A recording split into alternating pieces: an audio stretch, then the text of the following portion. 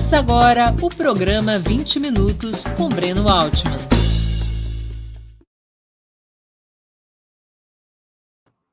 Bom dia. Hoje é 6 de abril de 2022. Estamos dando início a mais uma edição do programa 20 Minutos. Nossa entrevistada será Carol Proner, advogada e jurista, professora de Direito Internacional da Universidade Federal do Rio de Janeiro. Ela também é secretária-geral do Instituto Joaquim Herrera Flores e coordenadora do Conselho Latino-Americano por Justiça e Democracia, além de fundadora da Associação Brasileira dos Juristas pela Democracia e do Grupo Prerrogativas. Antes de começarmos a entrevista, quero pedir um pouquinho de paciência e atenção a vocês para o nosso imprescindível recado comercial. A Opera Mundi é sustentada pelo apoio de seus leitores e espectadores. Isso é a garantia da nossa independência. A sua contribuição financeira é decisiva para a nossa manutenção e desenvolvimento.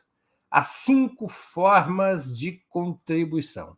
A primeira delas, você pode se tornar assinante solidário de Opera Mundi em nosso site, com uma colaboração mensal permanente. Basta acessar o endereço operamundi.com.br/apoio. Eu vou repetir, operamundi.com.br/apoio. Segunda forma de contribuição, você pode se tornar membro pagante de nosso canal do YouTube. Basta clicar na opção Seja Membro em nosso canal nessa plataforma. Está diante dos seus olhos nesse momento.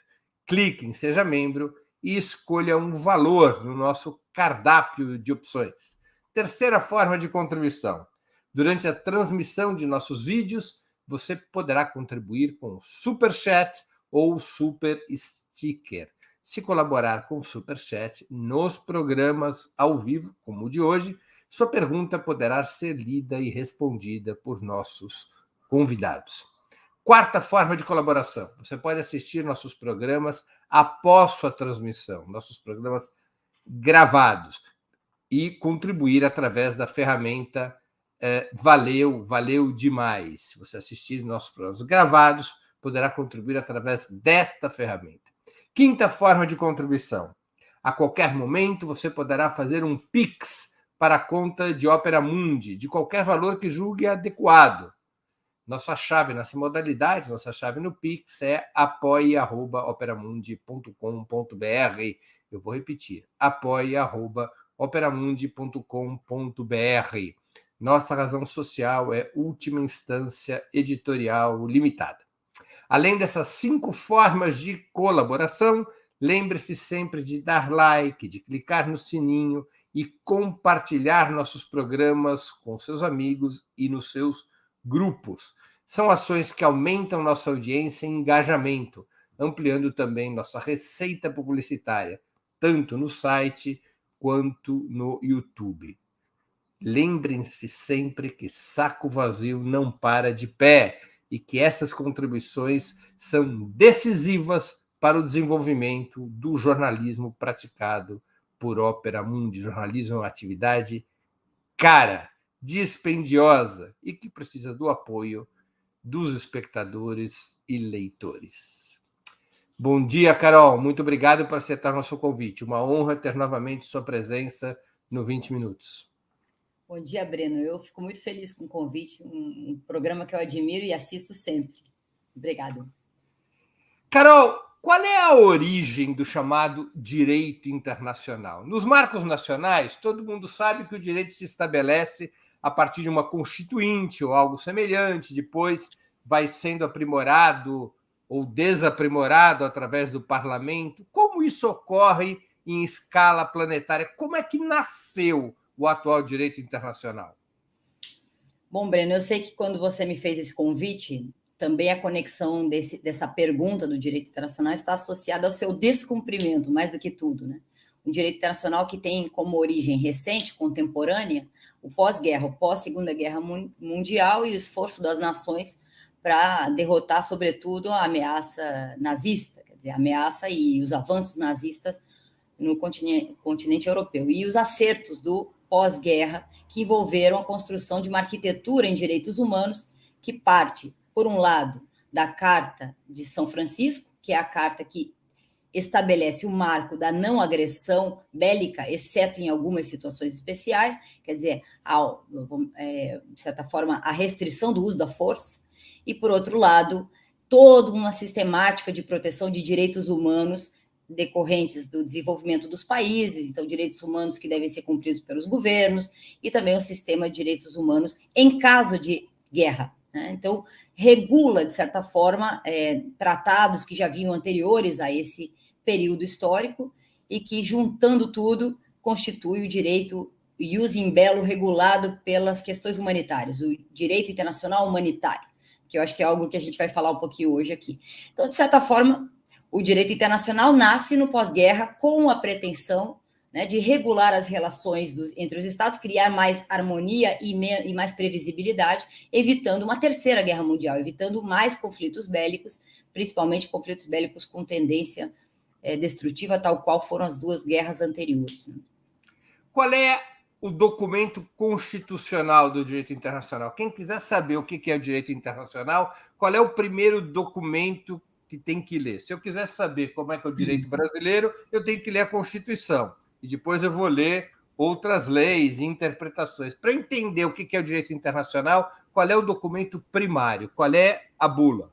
O inicial, o primordial, é a própria Carta da ONU, a Carta de São Francisco de 1946, que estabelece a Organização das Nações Unidas, seus órgãos, e depois, mais tarde, o desenvolvimento dos organismos. Mas essa é a carta fundante, né? Depois disso, para os direitos humanos, a Declaração Universal dos Direitos Humanos e os pactos de 66. E assim vai, né? Depende do direito internacional que você está se referindo. Se for o direito internacional econômico, temos que ir à decorrência, que vem da Carta da ONU também, mas dos pactos que envolvem o comércio internacional, das rodadas de negociação até Doha, por exemplo, até a OMC, que agora vem sendo diluída, inclusive por essa guerra também afetada de forma estrutural. Então, a carta fundante é a Carta de São Francisco, para um direito chamado universal da ONU, onusiano. Mas se a gente pensar no sistema interamericano, a Constituição da Organização dos Estados Americanos. Se nós pensamos no direito europeu, o sistema europeu já tem toda uma sistemática própria. Então, falar em direito internacional, essa pergunta, ela é complicada, Breno, porque depende qual é direito internacional. E nós percebemos o seguinte, que é um direito internacional, você vai me perguntar sobre isso com certeza, um direito internacional que tem um processo de desobediência muito grande, principalmente no argumento principal da contenção do uso da força, porque encontraram-se formas de violar com critérios de legitimidade, ou pelo menos argumentos de legitimidade, essa contenção do uso da força pela Constituição dos 5 membros permanentes do Conselho de Segurança, que é um dos órgãos da ONU, estabelecido na Carta de São Francisco e depois regulado por documentos posteriores, mas que aos poucos vai se desfazendo pela imposição da força, né, das razões de força de um único Estado, no caso dos Estados Unidos. É complexo, porque quando dizemos o direito internacional, estamos falando do sistema onusiano, mas do sistema, nesse caso, quando se estabelece uma situação de estado de guerra, estamos falando da Ucrânia, ou de outros conflitos anteriores, um estado de guerra passa a prevalecer determinados direitos que regulam, por exemplo, as condições de vítimas de conflito, as condições de contenção do uso de força, no uso e método de guerra, por exemplo, um tipo de armamento, ou contrário a uma determinada população. Então, o direito internacional vem sendo desacreditado em muitos aspectos, mas, por outro lado, ele continua superativo. Perceba que nesse conflito, no estado de guerra na Ucrânia, todos os lados do conflito reivindicam, de certa forma, o direito internacional. Seja o Conselho de Segurança da ONU, seja a própria fala dos embaixadores, dos diplomatas na Assembleia Geral das Nações Unidas. Então, esse documento fundante, ele estabelece tanto os poderes da Assembleia, que é uma Assembleia mesmo, cada país um voto, mas sem direito de resolução e sem direito, por exemplo, de determinar com capacidade de sanção a intervenção armada em outro país, uma Assembleia que tem direito a voto e constitui resoluções que são recomendatórias, digamos.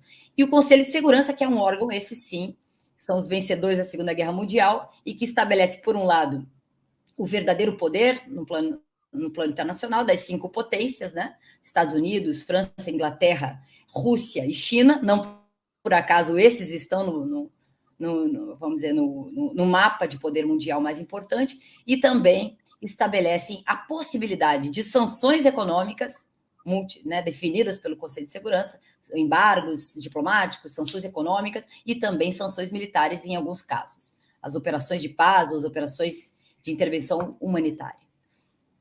Deixa eu aprofundar alguns temas aqui, que você já fez spoiler de várias das minhas perguntas. Mas deixa eu entender aqui uma coisa. A Carta de São Francisco prevê guerras justas e guerras injustas? Ou aceita o uso da força em determinadas circunstâncias? Estabelece, a partir de uma premissa própria daquele tempo, né, a premissa da legítima defesa. Quando um país é invadido, ele tem direito do uso da força, né? E aí as hipóteses, por exemplo, de agressão vinculadas efetivamente à invasão de território ou de espaço aéreo.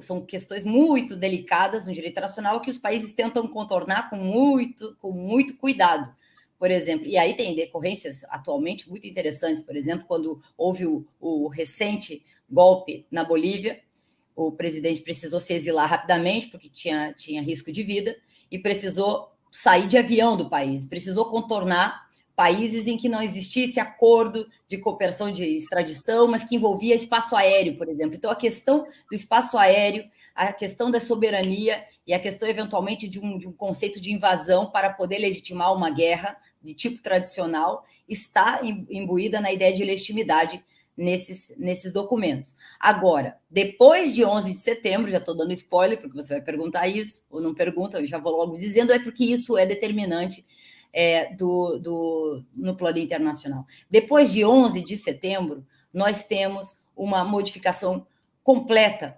do direito internacional a partir do estabelecimento de razões, né, de vinculações conectadas às, vamos dizer assim, às razões do império, nesse caso, de um país que, uma vez ameaçado no seu território, constrói uma legislação completamente nova e que se sobrepõe por razões de força e por razões de legitimidade também, legitimidade no sentido da construção de argumentos, e que vão se transformando em realidade no plano internacional, que é principalmente aquela documentação que vem a partir de 11 de setembro nos Estados Unidos.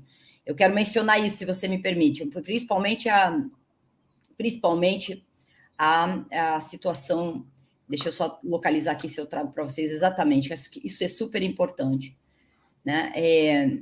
Deixa eu ver se eu encontro aqui. A ideia a partir de 11 de setembro, da autorização para uso das forças militares aprovadas pelo Congresso americano em 18 de setembro, quer dizer, uma semana depois, e depois em 25 de outubro do mesmo ano, 2001, e o ato patriótico USA Patriot Act, que deu, ou eles chamam de turning point, né, que muda totalmente a estrutura doméstica, que transgride primeiro a Constituição americana, em primeiro lugar, e depois dilata o poder federal de monitoramento eletrônico de cidadãos dentro dos Estados Unidos, e mais tarde vai aplicando a ideia de... E, no fundo, dá aos Estados Unidos, se eu entendi tua explicação, o direito de fazer guerras preventivas sem autorização da ONU. Sem autorização da ONU. Não dá o direito, que a ONU proibiria isso, mas não há uma reação. Os Estados Unidos se auto-reivindicam o direito de fazer guerras preventivas sem passar pelo Conselho de Segurança. Sem passar e com a construção midiática do conceito de terrorismo, que é uma razão de estado de guerra diferente, que até então as razões para a construção do inimigo, para, por sua vez, construir a legitimidade de atacar um outro povo, uma outra sociedade, uma outra cultura, envolvia vários argumentos tradicionais, desde a questão da ultrapassar a fronteira, como eu mencionei, até questões dos inimigos escondidos, a teoria do complô, a teoria da ocupação, a ideia do bem contra o mal, né, que são as guerras ideocráticas, ou mesmo a questão imperialista, quer dizer... conceitos de que vamos fazer o bem universal, vamos ocupar, a cultura francesa tem muito isso também, mas o conceito de terrorismo traz algo novo para o direito internacional, porque não é uma pessoa, uma cultura, é um potencial ato que pode acontecer a qualquer momento. Então, essa situação inesperada constrói todo um conceito de prevenção. Então, aquilo que seria legítima defesa, portanto, legítimo pelo direito internacional e pela Carta de São Francisco, passa a ser a legítima defesa preventiva de um ato terrorista. E a definição, portanto, de terrorismo, de países do eixo terrorista, países que abrigam terroristas, e a partir daí toda uma modificação importante e que trabalha com que em democracia, né, muito importante, porque a ideia falsa de que em democracia, as democracias são pacifistas, né, e os, vamos dizer, os regimes ditatoriais são belicistas. Não, né, em democracia, no mesmo ano que o Obama ganhou o Prêmio Nobel da Paz, né, nós tínhamos aí guerras, 2/3 dos conflitos bélicos do mundo estavam envolvendo os Estados Unidos, Afeganistão, Iugoslávia, Síria, Iraque, né? Um fervor que eles construíram o argumento do excepcionalismo, né? e passaram a estabelecer-se como uma potência militar, e fato é, né, que tanto que a guerra do Iraque mostrou uma capacidade bélica incomparável e mostra também, de certa forma, desmoraliza um pouco os outros exércitos, que mostram que nada se compara às Forças Armadas americanas e à capacidade tecnológica, sobretudo. Então, por um lado, isso, e por outro lado, né, a construção das zonas de influência, por um lado, aqui na América Latina, com o tratado que estabelece a OEA, e nos Estados Unidos, a criação da OTAN, né, a criação da proximidade dos países ocidentais com os interesses americanos, essa vinculação, para depois a expansão, né? Deixa eu voltar aqui à linha histórica para a gente entender bem. Muitas pessoas da nossa audiência não têm familiaridade com essas questões, elas são complexas. A Carta de São Francisco, você estava dizendo, considera que o uso da força, portanto, o recurso à guerra, se justifica apenas no caso de legítima defesa. É assim que está estabelecido na Carta de São Francisco. Portanto, somente um país atacado por outro país, por ar, terra ou mar, poderia realizar uma guerra justificada aos olhos da Carta de São Francisco. Tá ótimo. E no caso dos tratados de ajuda mútua, por exemplo, há países que estabelecem tratados com outros países e que diz o seguinte: no caso de qualquer um dos dois países ser atacado, travaremos uma guerra defensiva solidária. Nesse caso, por exemplo, se a Rússia é aliada da Síria e a Síria foi atacada, a Rússia entra em guerra contra quem atacou a Síria. Também é reconhecido como legítima defesa? Sim, nós temos, na verdade, aqui tem uma questão de cooperação internacional e estabelecimento de outro direito, né? Por isso que eu falei que depende do direito internacional. Quando os Estados Unidos estabelecem, quando a América Latina estabelece o Tratado Interamericano de Assistência Recíproca, é isso, né? Que e depois criam a OEA, né? Que tinha, obviamente, mais força, mais implicação hegemônica de um país mais forte, economicamente, politicamente, e militarmente, né? Então, sem dúvida nenhuma. O paralelo a isso é a OTAN, criada na Europa, que exatamente organiza a guerra solidária, a guerra defensiva solidária. 1949, né? A OTAN cria. A OEA, 48. Quer dizer, tudo na mesma época. 47, né? O Tratado do Rio, né? O Rio de Janeiro Janeiro de 48, 47, desculpa, e a OEA estabelecida em 48. A OTAN é de 49 e os países socialistas criaram o Pacto de Varsóvia só em 55, em resposta Exatamente. à OTAN. Está ótimo. E é um sistema de defesa coletiva, como você estava dizendo, a Organização do Tratado do Atlântico Norte, que cria justamente a circunscrição dos países da Europa Ocidental em conexão com os Estados Unidos, que é interessante, porque é uma zona de influência estendida em outro continente. Não é fácil fazer isso, né? Ou seja, são esses tratados de segurança coletiva que criam uma espécie de espírito três mosqueteiros. Pode ser. Por todos e todos por um. Ou seja, tocou em um dos países membros, toda a aliança tem o direito da guerra defensiva em função daquele país. Isso está, digamos assim, é aceito pelo direito internacional. Aceito, quer dizer, na verdade, é a complementação do direito internacional, porque não existe um direito internacional que seja mais, digamos, válido que outro a partir do exercício das próprias razões. Nesse caso, entende? A depender, bom, nós poderíamos fazer filtros e se a ideia fosse falar das vítimas, teríamos que ver qual direito é mais favorável a uma situação de vítima. Mas na questão da imposição de qual é o direito válido, nós poderíamos dizer, nesse caso do conflito da Ucrânia, eu sei que eu não quero confundir os espectadores, mas que os tratados de Minsk têm mais validade do que o Tratado de São Francisco, entende? Claro. Vamos dizer assim, pela especialidade, pela atualidade e pelo acerto de potências que evitaria, eventualmente, a invasão por parte da Rússia. Deixa eu te colocar uma outra situação e te pergunto se essa situação que eu vou explicitar em seguida, se ela está coberta pelo direito internacional.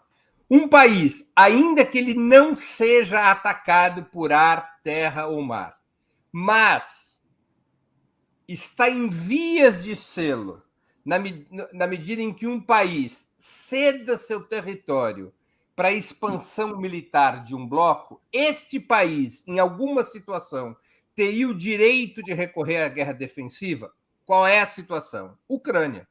A Ucrânia, ao se integrar à OTAN, ela poderia servir de base, inclusive para mísseis nucleares, que eventualmente desequilibrariam a situação militar do Ocidente com a Rússia, porque os mísseis na Ucrânia, em menos de 4 minutos, chegariam a Moscou. Embora não seja um ataque por ar, terra e mar, tampouco é a situação do Iraque e Estados Unidos em 2003. O Iraque não oferecia nenhum perigo aos Estados Unidos, não ameaçava os Estados Unidos.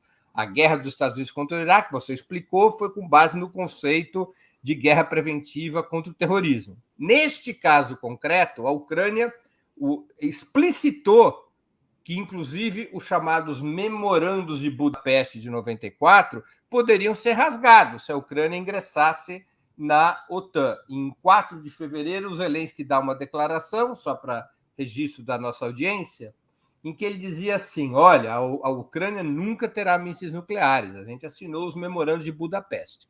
Mas se a gente ingressar na OTAN e a OTAN colocar seus mísseis nucleares na Ucrânia, isso pode, porque esses mísseis não seriam da Ucrânia, esses mísseis seriam da OTAN. Numa situação como essa, em que um país oferece um perigo real e imediato a uma outra nação, por sua incorporação a uma aliança militar inimiga, isso constitui motivo de legítima defesa nos termos do direito internacional? A resposta é não. Você não vai encontrar essa resposta legitimando a invasão por parte da Rússia à Ucrânia. Não vai acontecer. Você vai encontrar outro tipo de legitimidade que já foi utilizada no direito internacional e que se tornou realidade, que se tornou fato, né? E que também estava em desconformidade com o direito internacional, mas não sofreram o repúdio que a Rússia está sofrendo nesse momento. Mas o direito internacional não vai te dar essa resposta, Breno, de legitimidade desse conflito, nem de justiça desse conflito, nem de transformar essa invasão numa guerra justa. A gente não vai conseguir ultrapassar pelo direito internacional. A Rússia rompeu o direito internacional. Rompeu com o direito internacional, nesse momento. Talvez conscientemente, talvez prevendo as consequências. Seguramente prevendo as consequências, porque vinha avisando isso. A OTAN não poderia ter se expandido. E do ponto de vista estratégico, porque aqui o direito internacional se cruza muito com a avaliação estratégica da política internacional, da diplomacia internacional, da economia. É impossível estudar essa matéria de um ponto de vista apenas formal. Mas a gente sabe também que foram alertados, inclusive, por políticos nos próprios Estados Unidos, pessoas que estavam no poder naquele momento, assessores de governos, que a ampliação da OTAN seria cruzar uma linha vermelha, uma linha que não se poderia voltar atrás. O direito internacional, estritamente, formalmente, não dá essa resposta, mas nós temos o exemplo das invasões anteriores, que emprestaram até certo ponto a legitimidade do direito internacional, o caso do Iraque, a guerra do Iraque. Até certo ponto, o Conselho de Segurança entrou no conflito, e depois os Estados Unidos assumiram o controle do conflito militarmente, inclusive muitas vezes desconsiderando a opinião do Conselho de Segurança da ONU. Então, é difícil porque, só tentar trazer para você o argumento, o direito internacional não vai dar uma resposta que autorize a invasão do território quando não houve efetivamente o cruzamento da fronteira, quando não houve uma ameaça concreta. Embora eu estou de acordo, se perguntar a minha opinião, eu estou de acordo que havia ali uma ameaça mais do que suficiente para justificar algum tipo de comportamento defensivo. Não sei se esse comportamento defensivo, embora isso é uma outra questão. Aí entraria, se você quiser discutir, podemos discutir o direito internacional humanitário, que está super em mesa de negociação nesse momento, quando a Rússia está o tempo todo com porta-vozes se defendendo do que eles dizem que foi uma fraude em Bucha, parece ter sido mesmo, né? Está argumentando com o argumento defensivo e da imagem perante o direito internacional humanitário, quer dizer, o direito de guerra. Eu queria colocar essa questão do direito de guerra, que é muito importante. Ali, dado que, né, isso é muito importante entender, que aconteceu a invasão da Rússia na Ucrânia, naquele momento as razões, e você está me perguntando se as razões eram legítimas segundo o direito internacional ou não, uma vez estabelecida essa invasão, passa a prevalecer o direito internacional de outra forma. Por exemplo, independentemente das razões, independentemente de se tinham ou não motivos para fazê-lo. A partir de Genebra, Carta dos Direitos Humanos, e uma série muito de antes da ONU que normalizam situações de conflito. Muito antes disso. E o raciocínio, né, do direito de guerra a gente chama de um buraco intelectual, porque é muito difícil. Na guerra, a morte é aceitável, matar é praticamente obrigatório. Se você não mata, você pode ser morto. Pode ser morto pelo seu vizinho, pode ser morto por um amigo da escola, dependendo do contexto. E nesses conflitos em que nós temos uma mistura aqui de direito do chamado conflito armado internacional, com conflito armado internacionalizado, com conflito armado não internacional anterior, que vem de Donbass. Quer dizer, isso aí já é uma classificação de direito internacional que eu não vou cansar o público. Mas estamos falando aqui de um conflito que envolvia a etnia russa sendo reprimida por um governo neonazista que tem influência internacional, portanto internacionalizado, e que está nos primórdios dessas agressões. A Rússia, de certa forma, atua aí como protetora de uma minoria que também tem vinculações culturais, étnicas, religiosas. Mas a Carta de São Francisco não prevê isso não como prevê. guerra não defensiva. Prevê. Uma outra pergunta. Esse argumento mostra, desculpa, que há uma violação do direito internacional e que pode dizer, por outro lado, que o direito internacional está completamente desatualizado das necessidades contemporâneas dos conflitos contemporâneos. Isso tornou-se insuportável. As sanções adotadas pelos Estados Unidos e pela União Europeia contra a Rússia estão previstas no direito internacional da forma como foram implementadas unilateralmente? Não. Sanções é muito fácil entender do ponto de vista da lógica do direito internacional na mesma Carta de São Francisco e regulada por outros documentos. A sanção é um ato que prevê formas alternativas, por exemplo, a autorização de uma sanção militar. Então, claro, sanções diplomáticas, suspensão de relações diplomáticas, as questões econômicas também, os embargos, que são aprovados pelo Conselho de Segurança da ONU. Teria que ser aprovado pelo Conselho de Segurança. Tem que ser aprovados pelo Conselho de Segurança. Como não foram, elas são ilegais, as sanções? São ilegais segundo o direito internacional. A guerra é ilegal, as sanções são unilaterais. Também. As sanções também são unilaterais. Então é engraçado, porque a resposta por parte de determinadas potências, no caso dos Estados Unidos e a própria Europa, da ilegalidade da guerra é respondido por uma outra ilegalidade da guerra, que vem com ilegalidades anteriores. O direito internacional é uma espécie de pote no fim do arco-íris. Nunca foi encontrado. Mas, por outro lado, ninguém larga a busca por esse pote no fim do arco-íris. Ele está na mesa de negociações. Os Estados Unidos, você já citou, fez a guerra do Iraque em 2003 sem autorização do Conselho de Segurança, portanto, uma guerra ilegal. Os Estados Unidos, através da OTAN, bombardearam por 78 dias a Sérvia em 1999, também sem autorização do Conselho de Segurança. Apenas para citar esses dois exemplos, porque eu poderia citar, por exemplo, a Guerra do Vietnã ou a Guerra da Coreia. A Guerra da Coreia teve autorização da ONU, perdão, mas a Guerra do Vietnã. Os Estados Unidos sofreram sanções? Aí que está. Não. Pela violação do direito internacional? Nunca sofreram sanções, por razões o Conselho de Segurança precisa autorizar, mas também porque, portanto, nunca sofreram sanções autorizadas pela ONU, obviamente, e também quem é que faz sanções quando há uma potência econômica e que se estabelece de forma hegemônica em praticamente todos os países. Então, é muito difícil.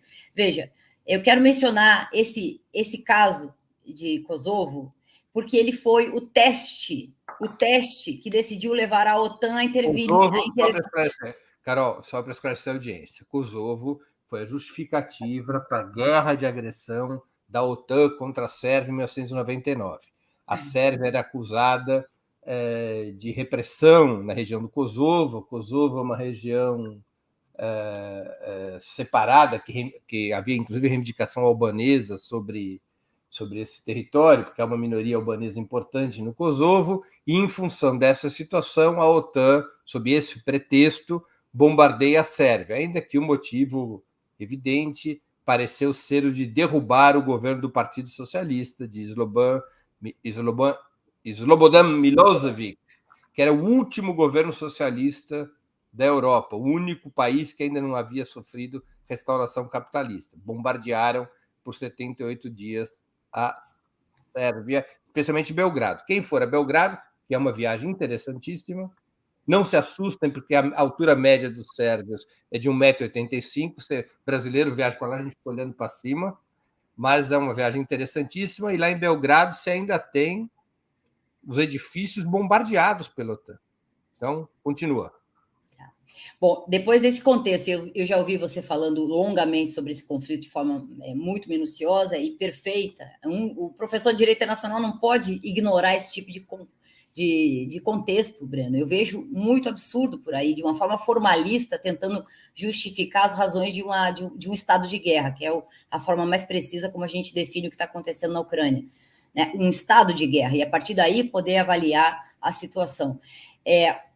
Quando acontece isso em Kosovo, nós temos, do ponto de vista de direito internacional, uma cidade de forma unilateral e sem mandado do Conselho de Segurança da ONU, certo? Então, o mais importante para o direito internacional é isso. Nós temos aqui a abertura de um precedente, né?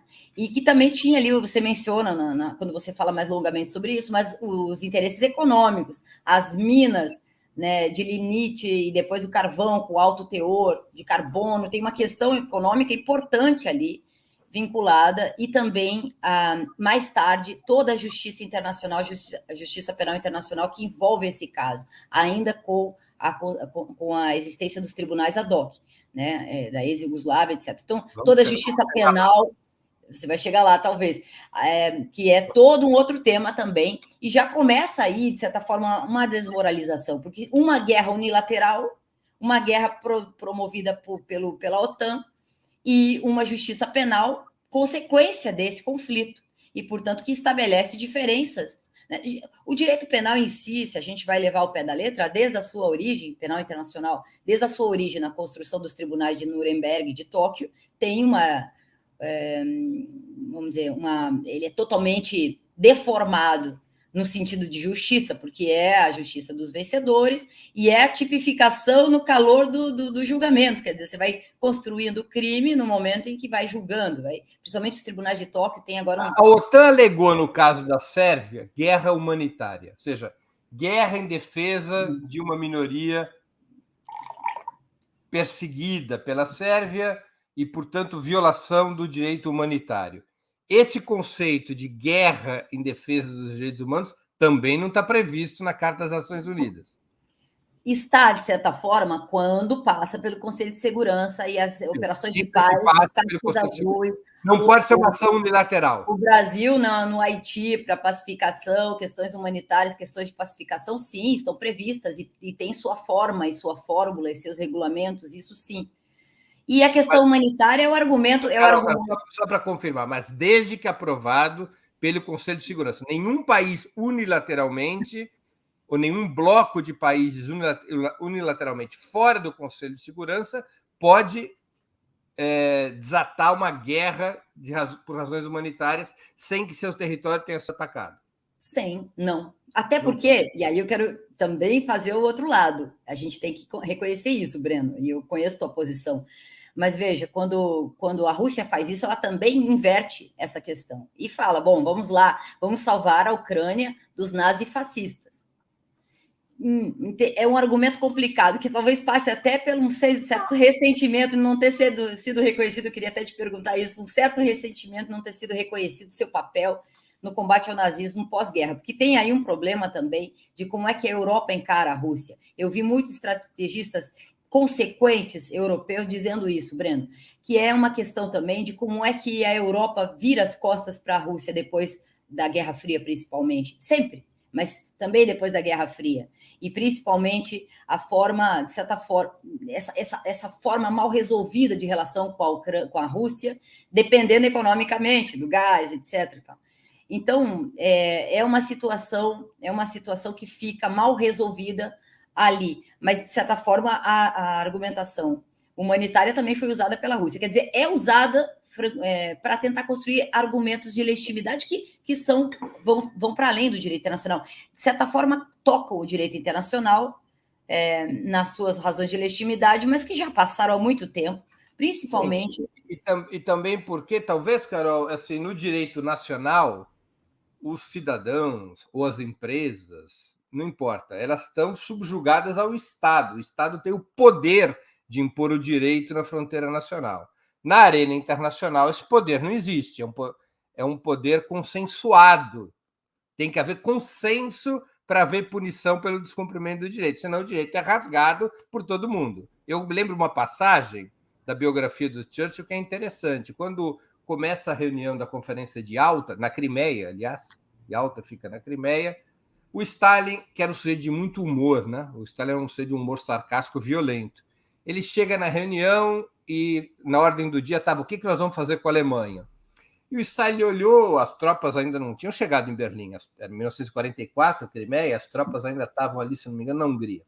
As tropas do Exército Vermelho, e nem havia ocorrido o desembarque da Normandia. E o Stalin falou: olha, assim que nós chegarmos em Berlim, nós vamos matar 100 mil alemães. Aí todos se assustaram, né? O Churchill se assusta. Como assim matar 100 mil? Mas nós vamos matar 100 mil alemães para mostrar à Alemanha que acabou o jogo. Quaisquer 100 mil alemães, não importa quem. E o Churchill fica desesperado, mas isso o direito não garante. O Stalin abraçou o Churchill, saíram da sala, o Stalin apontou para a frota marítima da Marinha Vermelha e disse: este é o direito internacional. A força. Quem tem a força impõe o direito. Nós vamos impor o nosso direito na Alemanha, com vocês ou sem vocês. Essa é a relação internacional real entre a força e o direito, né?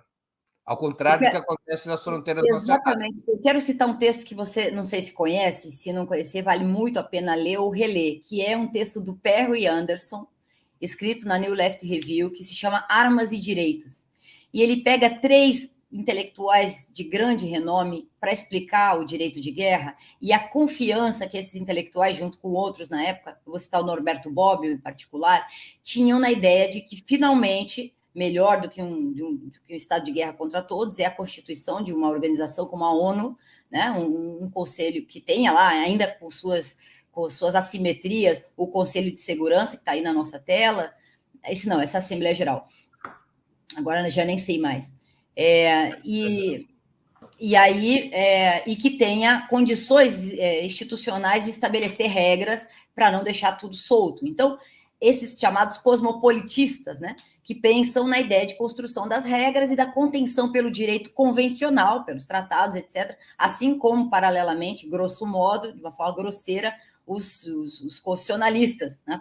A contenção pelas constituições, filtrando direitos e métodos e regras. Veja que quando o Perry Anderson comenta nesse texto, indo à biografia de Habermas, Bobbio e John Rawls, ele vai cada uma da vida deles, porque qual era a postura deles a respeito do nazismo, como é que eles vão construindo, né, a teoria da justiça, por exemplo, de Rawls, Bobbio e Habermas se posicionando a respeito do nazismo, e sobretudo o que me interessa aqui do Norberto Bobbio, é que no final da vida ele escreve um livro dizendo: a era dos direitos eu teria feito outra coisa, não teria escrito aquele livro jamais, porque ele chega a confiar na Declaração Universal dos Direitos Humanos e dizer: não, com relação aos direitos não há que fundamentá-los, mas protegê-los, preferindo, obviamente, a discriminação evidente dos países capitalistas sobre os socialistas, naquele momento da Guerra Fria, direitos civis e políticos contra os direitos econômicos, sociais e culturais, isso é um outro debate, mas, em todo caso, o que fica claro é que com a guerra do Iraque, a ideia da guerra precisa de alvos militares, etc., 15 dias depois aquilo tudo acaba, e o Bobbio fica pendurado, né, numa opinião pública que deu, os alunos criticam muito ele fica totalmente desmoralizado, porque confiou num sistema que não tinha a menor possibilidade de existir, né, e que nós começamos a perceber, né, que, em primeiro lugar, regimes democráticos são pacíficos e regimes autoritários são belicistas. Isso é uma grande mentira, né? Isso é uma grande mentira. Em democracia... Provavelmente as guerras foram mais promovidas por países democráticos do que por países supostamente democráticos do que por supostas ditaduras. Exatamente. E aí nós temos a construção, eu podia falar de direito internacional humanitário, que realmente restringe, respeitar pessoas fora de combate, a questão dos feridos e doentes, a questão dos prisioneiros de guerra, tudo isso, mas de qualquer forma, você veja que mesmo os lugares protegidos pelo direito internacional humanitário, hospitais, maternidades, né, o uso da perfídia, quer dizer, usar esses locais também como locais militares, que foi o que aconteceu agora, acontecendo na Ucrânia, é uma forma de traição do próprio direito internacional humanitário, é uma inversão aqui terrível. Então, é difícil, quando a gente vai discutir o direito internacional humanitário, passar por tudo isso, que foi a utilização das próprias regras do direito internacional humanitário para fins bélicos, né, de uma forma pérfida, de uma forma invertida. De certa forma, o lawfare é um pouco isso, embora... muito mais sutil. Deixa eu fazer uma pergunta de uma espectadora nossa, a Jaqueline. Deixa eu botar os óculos para ler, está difícil já. Jaqueline Terry, que contribuiu com Libras. Pô, contribuir com Libras é legal. Agradeço a Jaqueline Terry, porque isso deve valer um monte de real. E sirva de exemplo, pessoal. Vamos afastar o escorpião do bolso e contribuir. Hoje nós estamos no dia 6 de abril, todo mundo já recebeu salário, está todo mundo ainda com o bolso cheio. A gente está precisando de uns tostões. Poderia-se utilizar a má gestão da Amazônia para uma intervenção no Brasil? A resposta é pelo direito internacional, que alguém disse aqui no chat que não vale nada, mas que sempre está na mesa de negociações. É um absurdo, evidentemente, né? Aqui estamos falando de soberania, até o mais entreguista militar brasileiro seria contra isso, vamos dizer assim. Seria um absurdo, a não ser... Eu não ponho minha mão no fogo, porque o país está esquisito. Hoje em dia, não sei mais. Mas, de fato, claro que não. A constituição das fronteiras brasileiras são construções, mas são sólidas e históricas, etc. Não haveria como fazer isso, a não ser com algum tipo de declaração de guerra. Mas a gente sabe... E aí, eu queria te falar uma coisa, não sei se... a gente não falou disso, mas é preciso considerar. A gente mencionou a criação da OTAN, da OEA, e veja que logo em seguida o início dos chamados regime changes, né, das trocas de regime que aconteceram logo na sequência. No Irã, em 53, na Guatemala, em 54, no Paraguai, agora já me perdi, não me lembro, mas Tailândia, Laos, Turquia, Congo, a invasão, a tentativa, né, os preparativos para a invasão de Cuba em 59, 63. Durante toda a Guerra Fria ali, havia uma tentativa de influência, né, por parte de tentativas de troca de regimes com influência americana fortíssima, né, e a tentativa de uma... eu gosto muito, vou recomendar depois, Muniz Bandeira fala disso, da democracia militarizada, da construção do excepcionalismo americano, da ideia de uma nação necessária. Isso tudo vai sendo construído no imaginário, seja pela cultura, seja pelo McDonald's, seja pela ideia do American Way of Life. Isso tudo vai entrando. É por isso que é tão difícil também para os russos ganharem essa guerra da informação. A gente não conhece as palavras russas, não conhece o idioma, não consegue...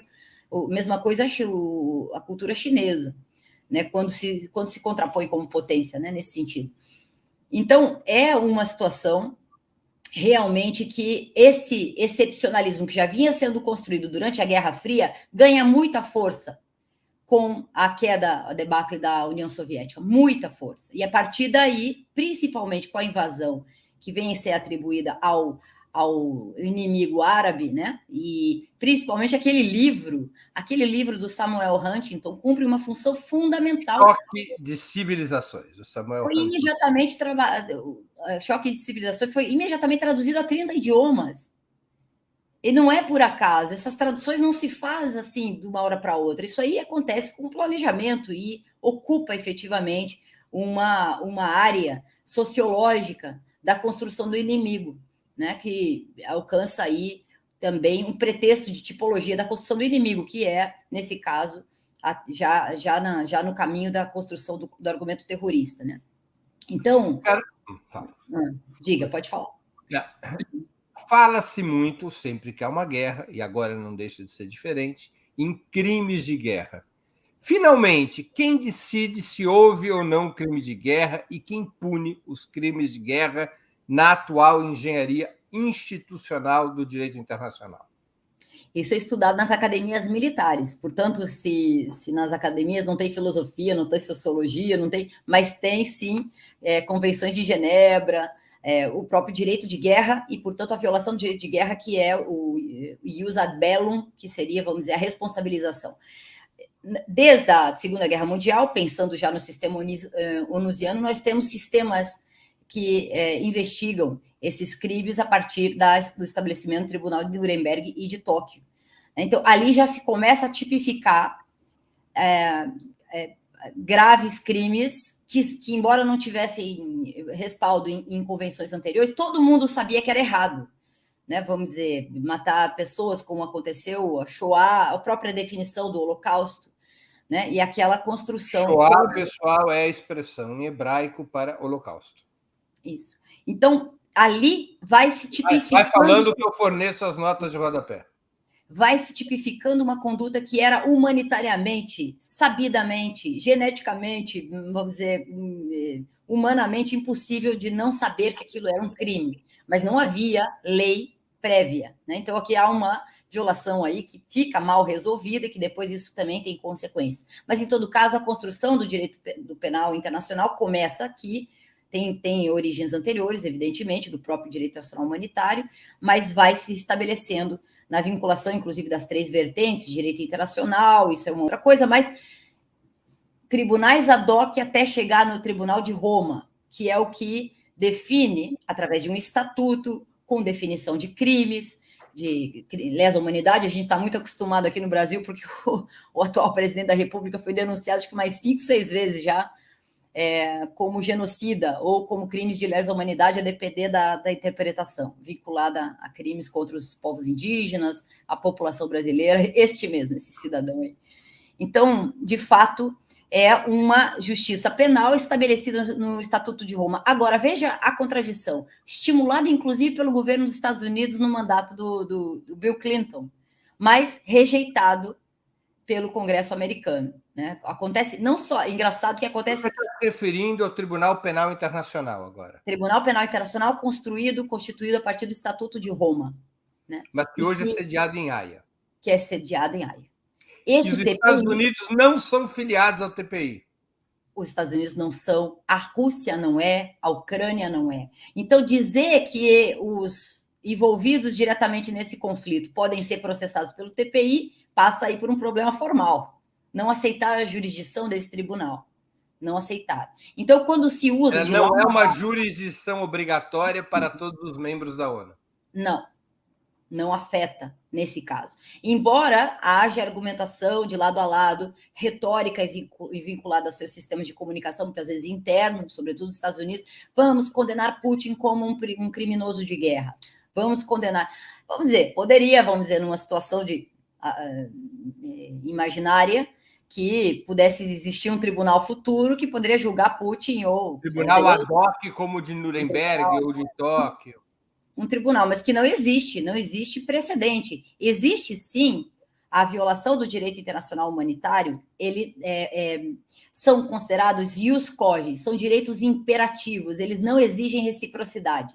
Não é porque, vamos dizer, a Ucrânia, vamos imaginar assim, produz tortura contra prisioneiros de guerra russos, que a Rússia pode fazer o mesmo. Não pode.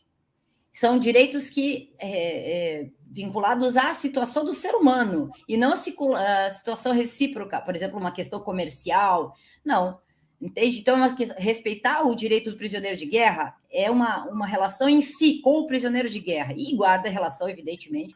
Agora, Carol, não se pode dizer, pela tua explanação, não se pode dizer que o direito internacional, portanto, era uma virgem imaculada que foi violada pela malvada Rússia de Putin. Ou seja, a Rússia até respeitou o direito internacional por muitos anos, violou agora, mas o direito vinha sendo violado desde o exato momento em que foi publicada a Carta de São Francisco, é isso? Na verdade, é isso, quer dizer, a gente pode ficar insistindo nisso. Dizer que Putin não invadiu é errado, do ponto de vista do direito formal, do direito internacional. E isso é o que respalda a construção de toda uma reação europeia. Não dá para dizer que não. Você vai a qualquer academia de direito internacional da Europa, ou dos Estados Unidos, enfim, é impossível dizer que não. Acho que nem os chineses evitam essa realidade. É uma realidade. Poderia ter buscado... Ontem eu ouvi a excelente... O Putin diz isso, que ele respeita o direito internacional. Próprio a minha Putin... impressão é que o Putin diz assim, ou restaure-se a moralidade, ou locupletemo-nos todos. Quer dizer... O Zelensky, acho que no segundo ou terceiro dia de conflito, já foi à Corte Internacional de Justiça, que eu nem falo muito, porque sim, é bastante desacreditada em muitos aspectos. É importante, não estou dizendo, eu sou professora de Direito Internacional, não estou tornando pouco importante o estudo e o aprendizado dessas instituições, desse órgão da ONU que teria um peso obrigatório, embora descumprido, etc. Mas, enfim, a Rússia não foi à audiência, quer dizer, não reconhece, não respeita. A Rússia, como é membro do Conselho de Segurança da ONU, convoca o Conselho ou pede a convocação do Conselho. A Rússia fala com a ONU pelo Conselho de Segurança. Isso é que é interessante, porque é a primeira vez, desde que começaram as sucessões vamos dizer, da violação do direito internacional a partir de conflitos meio onusianos, meio unilaterais, né, dependendo do caso, que nós temos aí um enfrentamento entre grandes potências e que estão como integrantes do Conselho de Segurança. Isso torna tudo mais difícil, porque uma sanção autorizada dependeria do não veto de um dos 5 membros. Os 5 membros permanentes podem vetar ações contrárias aos seus próprios interesses. Então, isso é muito novo, né? Isso é novo. E aqui nós temos toda uma questão... Agora,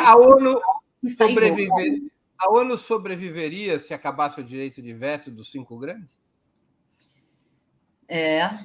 Esta ONU deixaria de existir, existiria outra coisa. Muitas pessoas, quando nós éramos governo aqui no Brasil, governo de esquerda, Lula, depois Dilma, o chanceler Celso Amorim participava dos fóruns internacionais, éramos respeitados, etc. Havia todo um debate sobre a ampliação do Conselho de Segurança, que, bem ou mal, o Brasil meio que entrava nesse conjunto de países que potencialmente poderiam entrar. A ideia, e aí eu rebatendo o Norberto Bobbio com o Danilo Zollo, não sei se você conhece aquele livro dele, Cosmópolis, né? E brincando com a ideia do Gulliver, né? Ao invés de um gigante Gulliver, que seria no país do Lilliput, né? Os Lilliputianos, que seriam os países que trariam suas próprias forças, complementando-se para poder derrubar o grande gigante, o império, nesse caso, o imperialismo. Então, nessa associação, que nós teríamos condições de mais países fazerem parte de órgãos de controle de força militar e de intervenção militar, seria melhor do que apenas 5, evidentemente. Isso, pelo menos, diminuiria a capacidade, em tese, né, de uma potência. Minha pergunta, o mundo não ficaria mais inseguro? Porque o veto paralisa maiorias que poderiam levar a mais guerras. Sim, pode ser, mas é uma hipótese tão hipotética e tão longe da realidade, porque por que 5 nações, 5 potências que têm ganharam a guerra e produzem cogumelos, né? Cogumelos atômicos.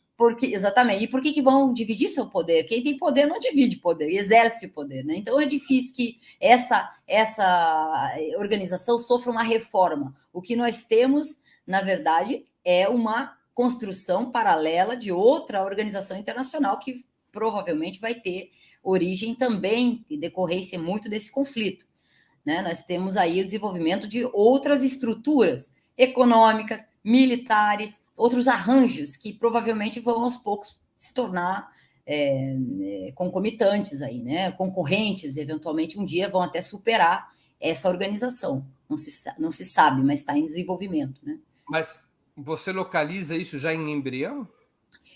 É um embrião. Você não acha que é um embrião? Não, eu não sei aonde estaria esse embrião, não consigo ver. O embrião está na unidade, no acordo recente feito entre Rússia e China. Ah, sim. Mas não é o embrião de uma nova organização mundial, o embrião de um novo bloco. Isso, mas também vinculado à questão econômica, às rotas da seda, quer dizer, toda uma nova vinculação que substitui o padrão ouro-dólar, quer dizer, o padrão dólar como moeda oficial. Sim, mas aí nós estamos falando de consolidação de blocos separados, é a falência final da ONU nesse caso, não? Desde o G20, passando pela Organização de Cooperação de Xangai, enfim, os BRICS mesmo, né?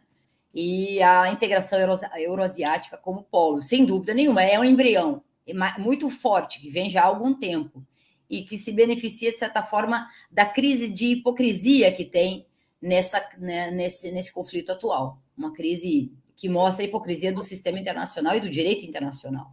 Quer dizer, você acha que nesse desenho a ONU acabaria virando uma gigantesca ONG humanitária e o que prevaleceriam seriam tratados multilaterais dentro de cada bloco e entre blocos? Já prevalece, Breno, já prevalece. Os tratados multilaterais da área econômica já prevalecem completamente. A OMC já vinha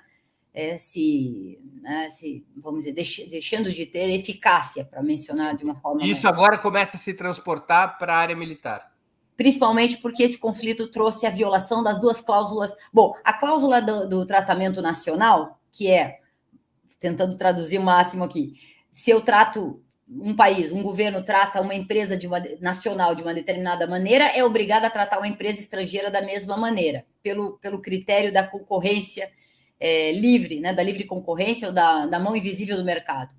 Isso já caiu com a crise de 2008 nos Estados Unidos, que o governo injetou até não mais poder dinheiro nos bancos, dinheiro na economia. Então, esse princípio já tinha caído completamente. Agora, o da nação mais favorecida ainda permanecia de pé.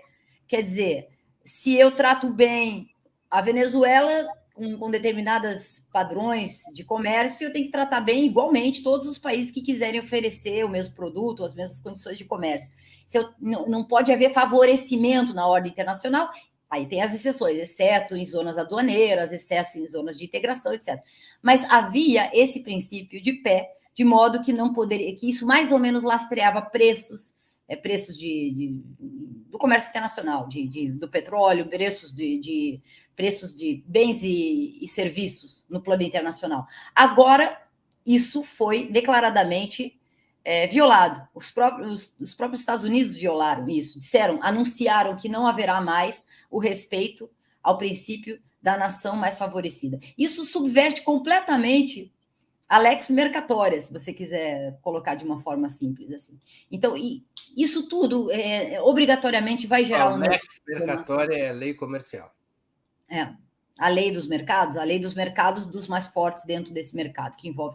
Eu vi alguém mencionando no chat uma coisa que é muito importante. Essas organizações internacionais de direitos humanos, Breno, nessa falência por vamos dizer, desrespeito das regras e um certo silêncio, sobretudo as potências ocidentais, se tornaram grandes burocracias de direitos humanos com pouca efetividade, mas cabides de emprego, efetivamente, de uma burocracia enorme de pessoas que trabalham nessas organizações, que perderam eficácia muitas vezes. A verdade é essa, é muito importante trabalhar, mas muitas vezes nessas organizações todo mundo acha, eu vou fazer um estágio lá fora, em Bruxelas, né, e na Genebra, etc. Mas, de fato, são organizações muito enfraquecidas do ponto de vista da legitimidade e que custam caro para as nações, custam muito caros. Então, não é difícil perceber também que há, aos poucos, um abandono de algumas delas. Os estados simplesmente não querem mais financiar organizações, não pagam, simplesmente não pagam. Isso está acontecendo. Não só porque não conseguem gerir, não conseguem estabelecer uma influência, como também porque efetivamente elas não funcionam. Né?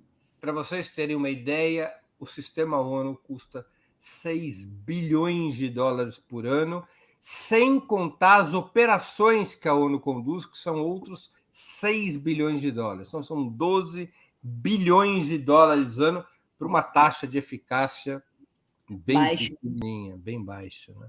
Eu queria mencionar uma coisa muito importante que você não perguntou, que eu acho que está muito em jogo, mas principalmente porque eu acho que tem questões chaves nessa questão do direito internacional. Não só as guerras foram acontecendo a partir da construção do critério da excepcionalidade, mas também o sistema de sanção excepcional. É impressionante a rede normativa criada pelos Estados Unidos para impor sanções unilaterais coercitivas e que obrigam os países a determinados comportamentos. Então, é diferente bem ou mal, a gente poderia discutir as sanções contra o Irã, mas passaram pelo Conselho de Segurança, pela Coreia do Norte, etc.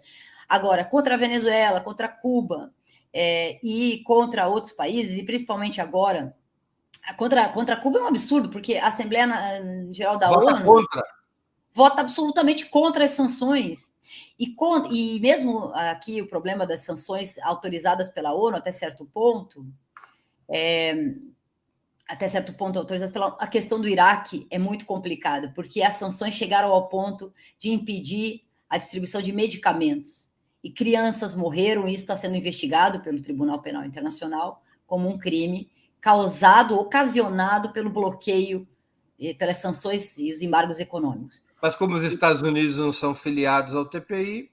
TPI, exatamente. Então fica uma situação mal resolvida. Fica quase que demonstrando, parece que tem problema no meu som. Vamos ver se... Não, está perfeito. Melhor. As pessoas estão dizendo.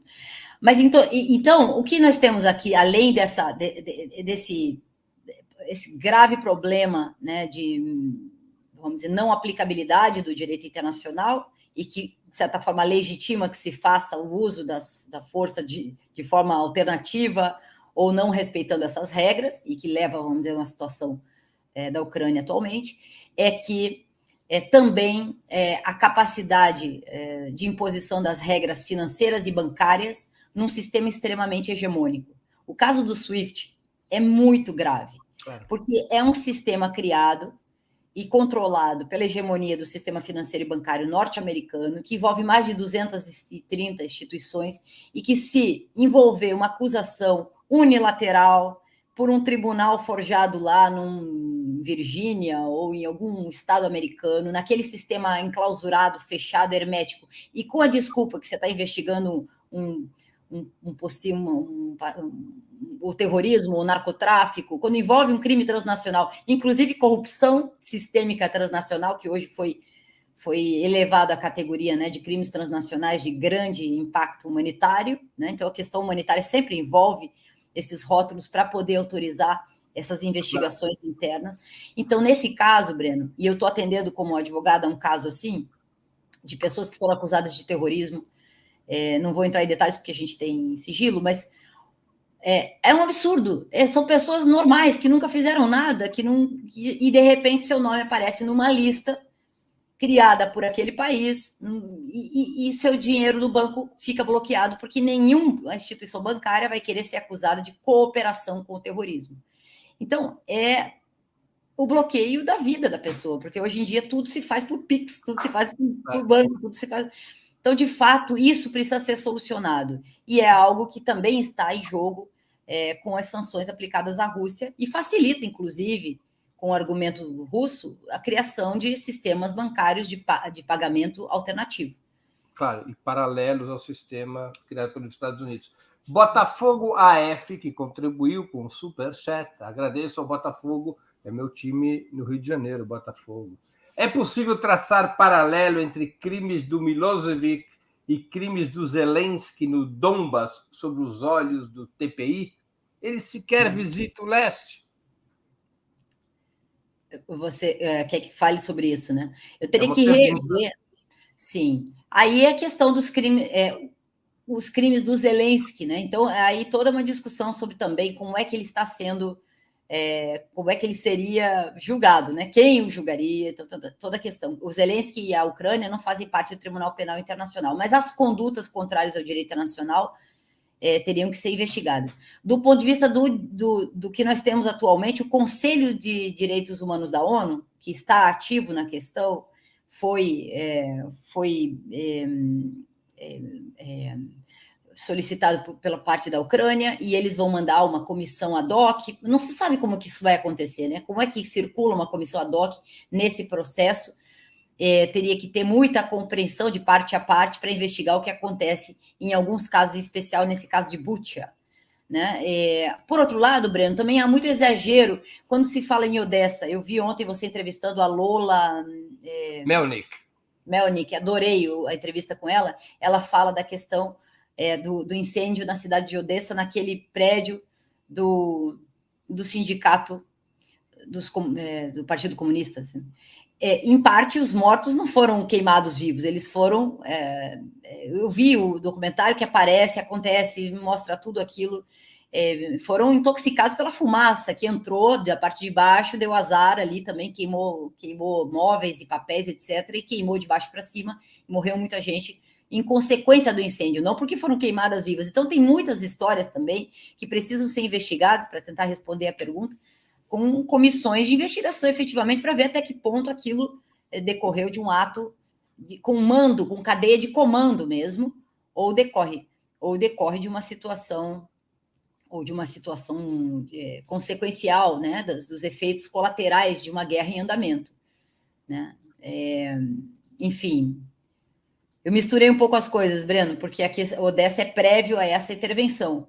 Mas a Ucrânia muitas vezes é acusada de ter promovido um incêndio queimando pessoas vivas, os neonazistas.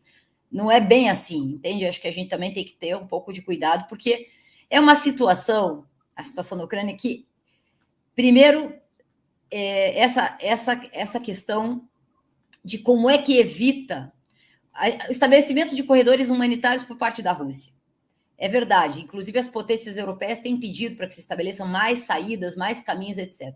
Mas, na saída dos corredores humanitários, são os russos que fazem a inspeção, e fazem a inspeção, porque nesses corredores também podem sair pessoas beligerantes, digamos assim. Eles são investigados, eles são identificados, eles precisam dizer quem são, por que estavam ali, o que estavam fazendo. Não deve ser fácil passar por esses corredores sem ter um grau de medo nessa discricionariedade. Estamos em tempo de guerra. Quem é que vai passar por ali? Não é uma senhora velhinha de 70 anos que não vai conseguir pegar em armas, né? No máximo pode ser usada como escudo humano.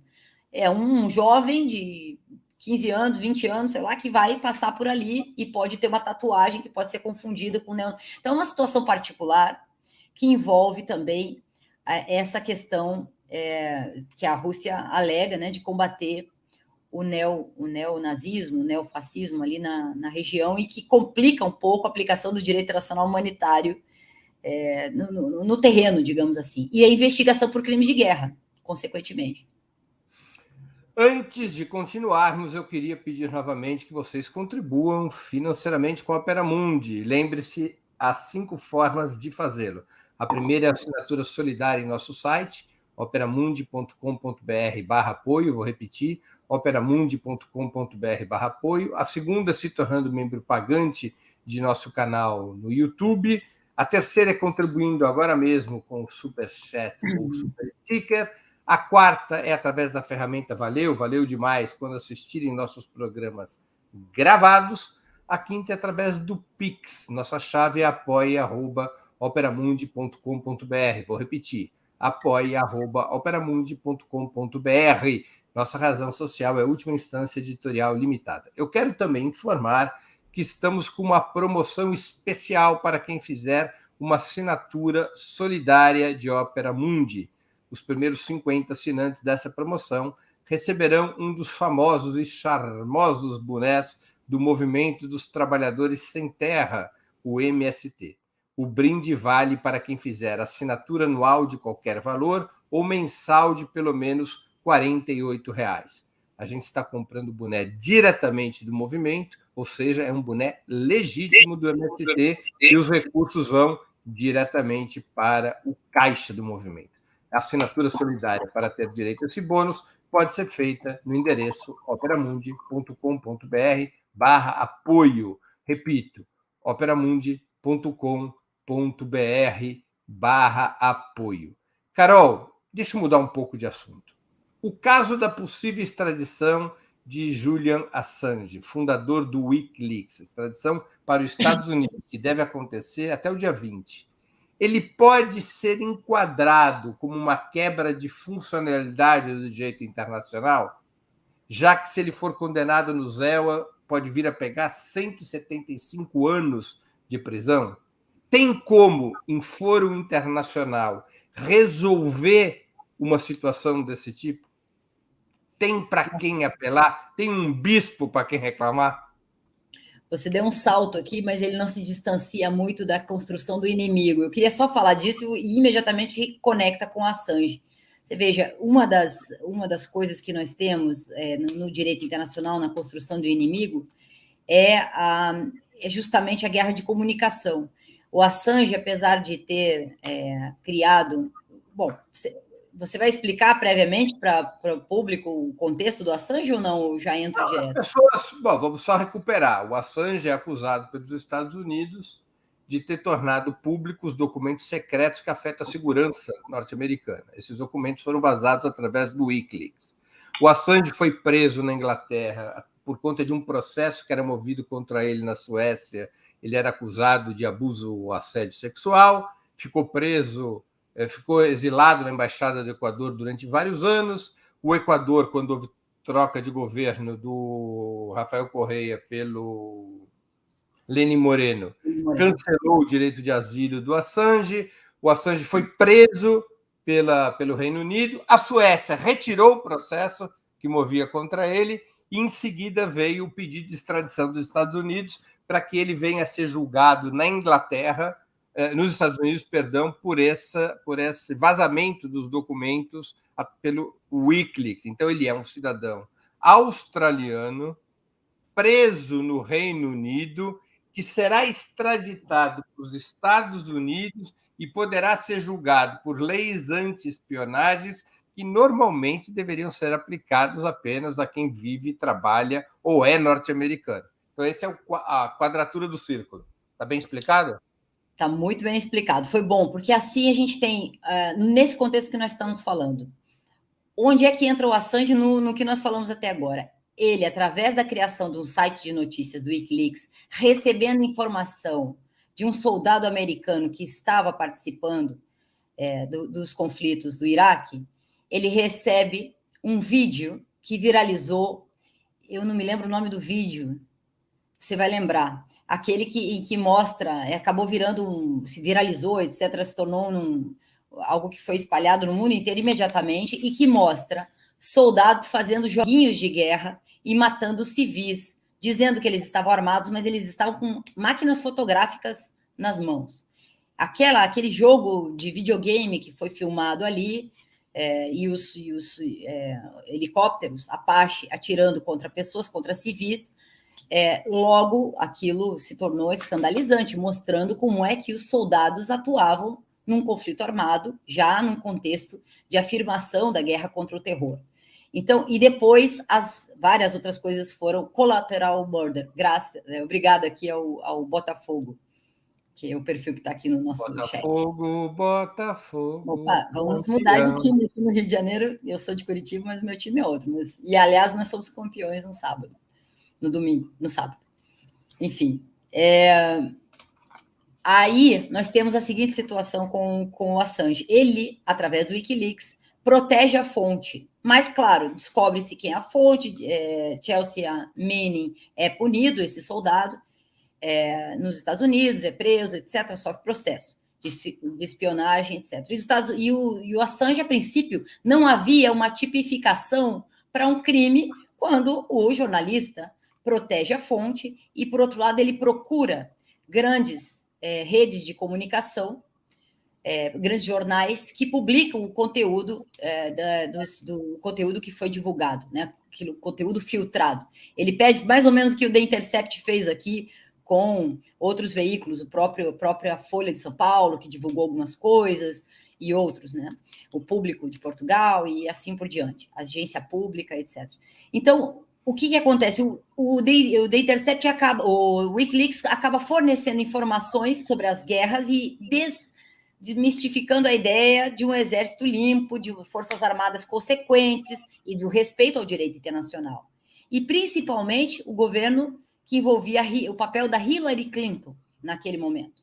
Da Hillary Clinton. E ele começa a atacar fortemente até o ponto em que percebe-se que ele será perseguido, né? Que ele precisa ser parado, que ele precisa ser silenciado. Então, ele mesmo percebe que está sendo perseguido.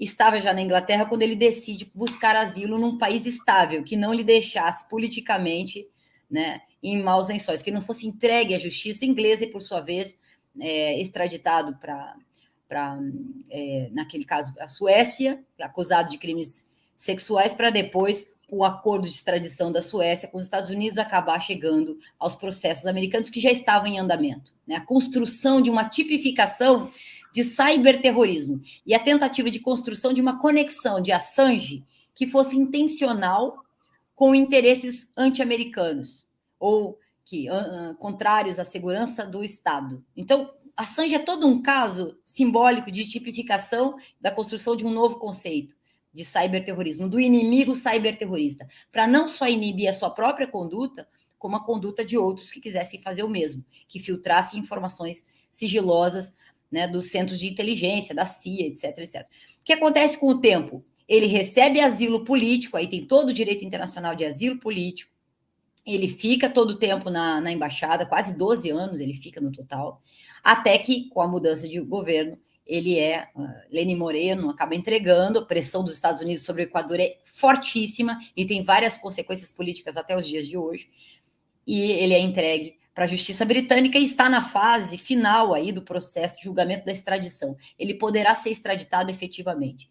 Todas as argumentações do ponto de vista jurídico, Breno, foram refutadas pela justiça inglesa, de modo que a chance de ele ser poupado da extradição decorre mais de uma percepção quase que humanitária e vinculada, talvez, às condições de saúde, do que propriamente a questão jurídica.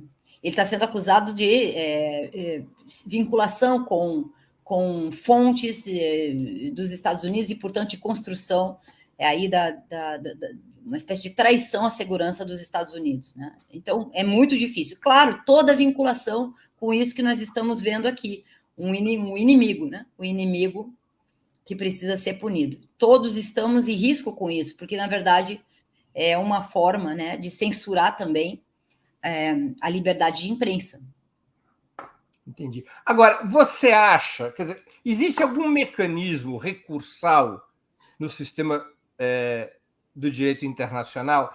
Todo mundo acompanhou um pouco que quando aqui no Brasil o Lula foi impedido de concorrer em 2018, ele não pôde ser candidato a presidente, a defesa do Lula apresentou um recurso à Comissão de Direitos Humanos das Nações Unidas. Existe alguma forma recursal com poder decisório para situações, pelo menos, de infração a direitos humanos, como foi o caso do Lula e como é o caso do Assange? Sim, o Conselho de Direitos Humanos tem lá os seus comitês específicos em cada uma das áreas, né? No caso do Assange já foi acionado, principalmente a situação degradante em que ele permanecia quando estava na embaixada. Na embaixada, um quarto ali de, sei lá, 30 metros quadrados, em que ele vivia, ele e um gatinho, né? Ele e um gato só. E ele não tinha direito a acessar a luz solar, por exemplo. Isso trouxe problemas de saúde gravíssimos ao longo dos anos. Ele não podia fazer exercício. Ele tinha lá uma esteira, ele fazia caminhadas na esteira, ele fazia e tal, se alimentava ali através da embaixada, mas ele não tinha direito a sair da embaixada de nenhuma forma. Era um espaço pequeno, eu o entrevistei lá uma vez, era um espaço mínimo, porque ele não podia circular para a embaixada, ele ficava numa parte da embaixada. Você o visitou? Chegou a visitá-lo? 2 vezes. Então você sabe, as condições absolutamente indignas. O Conselho da ONU chegou a opinar sobre isso, mas são órgãos recomendatórios, não tem poder, né, de decisão. Não tem poder impositivo. Não tem poder impositivo. Aqui está se resgatando numa cooperação de entendimentos e conceitos através da jurisprudência da justiça britânica com a justiça americana, de que ele foi infrator de leis americanas graves e que põem em risco a segurança nacional. Alegando leis de 1917, inclusive, trazendo coisas muito antigas de leis que envolvem a segurança do Estado. Eu não tenho aqui agora para trazer para vocês, mas eu tenho esse estudo, a gente está publicando um livro sobre esse caso. Então, quer dizer, na verdade, há um entendimento jurisprudencial, jurídico, entre o Tribunal Britânico e os procuradores americanos, de que há razões para a extradição, porque está em risco, né, o cyberspace, e aqui é uma questão de estímulo de terrorismo. Tem uma vinculação, isso é muito importante nesse momento, uma acusação de vinculação do Assange com a Rússia para desestabilizar as eleições da Hillary na época das eleições americanas. As eleições de 16, entre Hillary e Trump. Exatamente. E depois o governo Obama também tem muito má vontade com esse caso. O governo Trump era menos ruim para o Assange do que é o governo Obama anterior e agora. Né?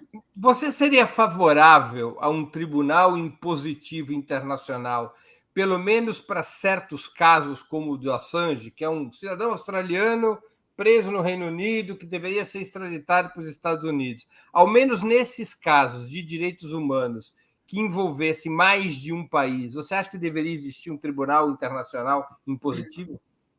Esses casos, especificamente aí de extradição vinculado a prisões de máxima segurança, que envolvem penas máximas, sim, deveria ter algum tipo de instância recursal final, né? Porque é muito absurdo o que está acontecendo. Tem um caso, você deve conhecer, do Alex Saab, que é um venezuelano. Eu estudei esse caso, estive envolvida numa das fases do caso, que é terrível. Colombiano, trabalhando para o governo venezuelano, preso em Gana e extraditado para os Estados Unidos, não é isso? Exatamente, um empresário importante, bem sucedido, inclusive, colombiano, venezuelano. Parece que tinha, não sei se tem dupla nacionalidade, me parece. Mas ele estava cumprindo uma função oficial. Ele não era diplomata, mas estava viajando de avião, cruzando para Cabo Verde, e depois de Cabo Verde iria para o Irã, na época uma das épocas mais duras do bloqueio contra a Venezuela, que envolvia também bloqueio de medicamentos. E a Covid, né, batendo todos os recordes de contaminação. Então, nesse caso, ele estava para abastecer a aeronave em Cabo Verde e imediatamente é detido, e desde então é um périplo judicial terrível. Cabo Verde não tinha acordo de extradição, de primeira a última instância, inclusive o Tribunal Constitucional, foi vencida a tese de todas as teses da defesa, todas as teses da ampla defesa, o direito a acesso a advogado, né, o devido processo legal totalmente violado, o direito humanitário totalmente violado, o direito das convenções diplomáticas totalmente violado, e aí finalmente ele foi extraditado, em uma situação que deve ser muito complicada. Preso nos Estados Unidos, né? Preso naquele tipo de prisão que a gente sabe como é, tem aparecido aí nos filmes e tal. Então, acho que a situação do Saab, do Saab, desse tipo de caso, no caso do Saab, porque tem um Estado por trás, a Venezuela está exigindo uma série de coisas, tem condicionado a continuidade de processos políticos em relação à soltura deste e de outros presos políticos, principalmente deste. Então, Não é ele sozinho, é ele e mais um Estado inteiro, um Estado forte, que tem petróleo, que está por trás. Então, eu acho que ele tem mais chance. Agora, Assange é um radical livre, ele está lá, ele é australiano, né? Ele, de certa forma, muitas vezes irritou muitos jornalistas com a sua postura também individual, né?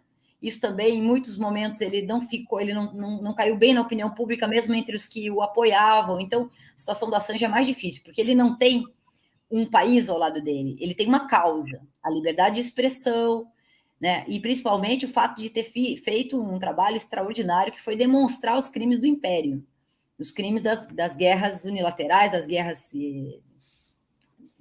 guerras que violam completamente o direito nacional, para ficar nessa página, né? Então, de fato, é um caso que pode ter um desfecho negativo, no sentido de que ele muito provavelmente vai ser extraditado. A chance é pequena de ele ficar, e eu falei por razões humanitárias, mas ele em si já é um vencedor, porque, de certa forma, é um absurdo do ponto de vista jurídico que está sendo feito com ele, construindo um crime que não existe, num tribunal escondido, um tribunal secreto ao longo dos anos, até que a pena está terminada, ele vai chegar lá só para legitimar todo o processo que foi feito anteriormente, a revelia, né? É completamente absurdo. Nenhuma legislação, né, permitiria algo assim. Carol, nós estamos chegando ao fim da nossa conversa. Teve quem dissesse aqui que poderia te ouvir por 5 horas. Eu também poderia te ouvir por 5 horas, mas eu não posso te tirar o direito ao almoço. Isso seria violação de direitos humanos. Eu queria te fazer 2 perguntas que eu sempre faço aos nossos convidados e convidadas antes das despedidas. A primeira: qual livro você gostaria de sugerir aos nossos espectadores? A segunda: qual filme ou série poderia indicar a quem nos acompanha? Você falou que o programa era 20 minutos e a gente está longo aqui, né? Eu minto muito. Eu sou igual ao Tim Maia. O Tim Maia não tinha dito para o Jô Soares que como é que é a história? Eu não bebo, não cheiro, não fumo. Meu único defeito é que eu minto um pouquinho. Eu estava, da outra vez, você me pegou despreparada na questão dos livros, e de fato a realidade tem sido tão dura que a gente não consegue ler o que quer, né? Não consigo ler literatura, ficar tranquila nunca. Então eu vou informar, inclusive, 2 livros que você já deve ter recebido. A Laila me disse, até que já foi recomendado aqui, os 2 do Muniz Bandeira que vocês têm aí, né? A Segunda Guerra Fria, eles são sequenciais, escritos um pouco antes da morte. Recentemente, ele morreu em 2017, né, o Muniz Bandeira. Então, a Segunda Guerra Fria, e em seguida a Ordem... Como é que é? Você tem aí a Desordem Mundial. Ordem Mundial. O primeiro deles trata justamente do pós-dissolução da União Soviética, e principalmente o abalo dos países da Eurásia e o Oriente Médio e África. E mostra, principalmente documentado, as revoltas das primaveras árabes, né, que não foram espontâneas, muito menos democráticas, e como foram afetadas pela influência americana, né, foram determinadas pela ingerência americana na promoção da agitação e subversão por meio de envios de armas e de pessoal direto e indiretamente envolvidos, e também do Catar e da Arábia Saudita. Então, esse é o primeiro, a Segunda Guerra Fria. E o segundo deles é que me parece muito bom para o que a gente está vivendo na guerra da Ucrânia, que é esse livro, A Desordem Mundial, que fala claramente justamente do Donbass, mostra toda a questão da guerra da Ucrânia prévia, né? E da Crimeia, do Estado Islâmico e da Síria. Então, faz um paralelo entre os acontecimentos na Ucrânia, prévia à guerra, porque ele morreu em 2017, mas dá para concluir lendo o livro dele que não tinha, vamos dizer, não tinha outra consequência, Breno. Mas na capa está aqui, o Batalhão Azov. Exatamente. Então, você veja... Coisa estranha em cirílico, pessoal, é o símbolo do Batalhão Azov. Está escrito lá em cima, Azov. Se Muniz Bandeira não tivesse falecido, infelizmente, muito prematuramente, por tudo que ele tinha que nos dar ainda de informações documentadas, como grande historiador que era, ele teria muito a dizer sobre a Crimeia, sobre essa conclusão em forma de guerra. Quer dizer, era praticamente uma consequência inevitável. contrário ao direito internacional, porque o direito internacional está com esses probleminhas que nós falamos aqui, mas praticamente uma consequência inafastável, inevitável, né? Então, é maravilhoso esse livro. E o terceiro é esse livro que eu recebi do José Reinaldo Carvalho, quero agradecer, você deve ter a capa aí, que é do Frédéric Pierucci e Mathieu Aron, que ajudou na parte francesa. É incrível porque mostra um ex-executivo de uma das filiais da Alstom, que foi preso 2 anos nos Estados Unidos acusado de corrupção pela Alstom. Ele ficou 2 anos preso naquelas prisões também de máxima segurança, então já é um caso de terror, não é um caso de terrorismo, é um caso de corrupção transnacional de uma empresa francesa, envolveu um thriller de 12 milhões de dólares e boa parte das centrais nucleares francesas para os Estados Unidos. Isso motivou, inclusive, a mudança da lei francesa, da legislação francesa de combate à corrupção, para dizer o seguinte: olha, a gente combate a corrupção, mas o dinheiro fica aqui dentro, não sai mais, né?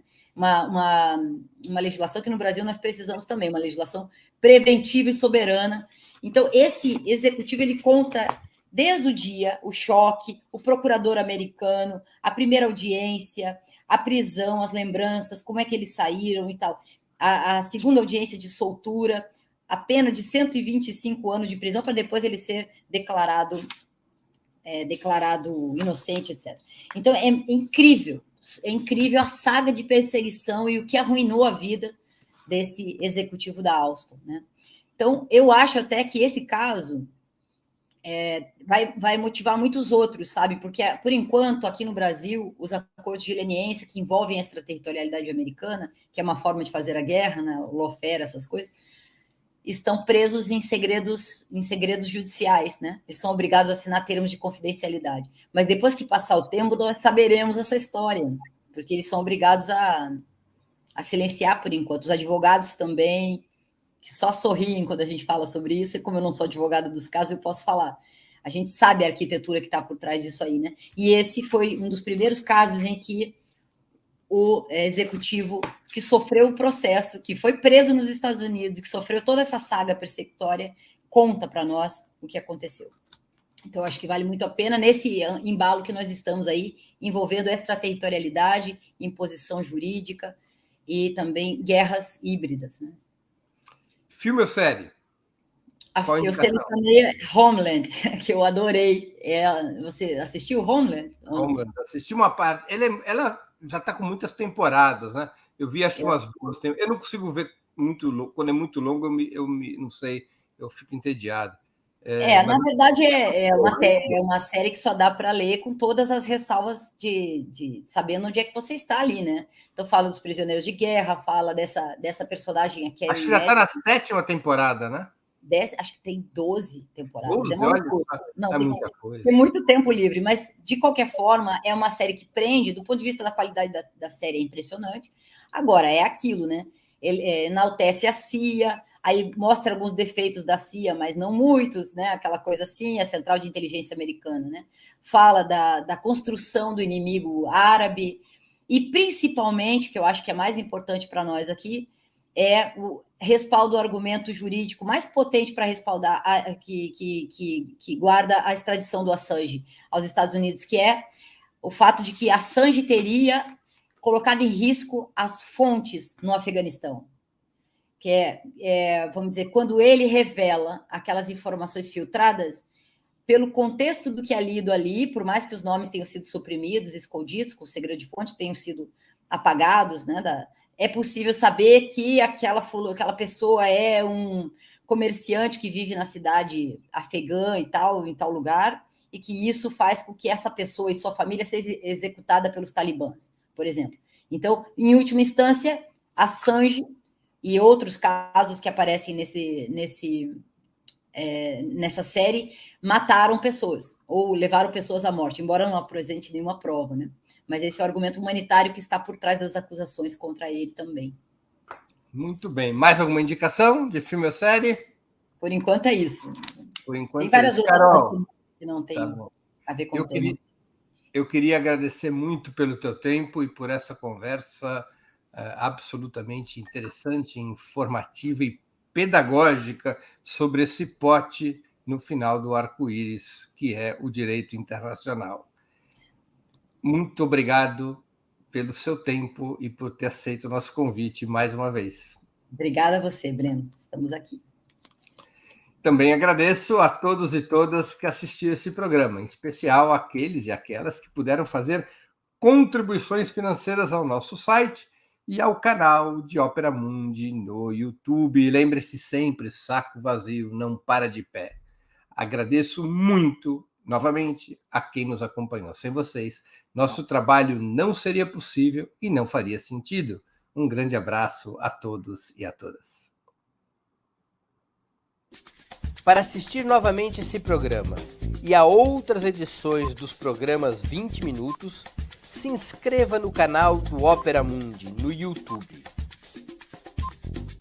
Curta e compartilhe nossos vídeos, deixe seus comentários. O jornalismo de Ópera Mundi é mantido com o seu apoio.